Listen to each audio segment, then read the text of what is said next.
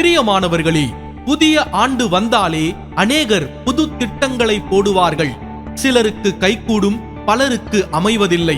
வருகிற ஆண்டிற்கும் சரியான தீர்மானங்களை எடுப்பது நல்லது. திட்டமிடுவதற்கு முன் இந்த 5 காரியங்களை மனதில் வைத்துக் கொள்ளுங்கள். முதலாவது, நம்முடைய வாழ்க்கை கற்றுத்தந்த பாடங்களை மறக்க வேண்டாம். இரண்டாவது, தனிப்பட்ட வாழ்விற்கும் ஆரோக்கியத்திற்கும் வளர்ச்சியை கொண்டு வரும் திட்டங்களை திட்டமிடுங்கள். மூன்றாவது, மதிப்பும் முன்னுரிமையும் கொடுக்கப்பட வேண்டியவற்றை திட்டமிடுங்கள். தேவன், பைபிள், பெற்றோர், திருச்சபை ஆகியவை இதில் அடங்கும்.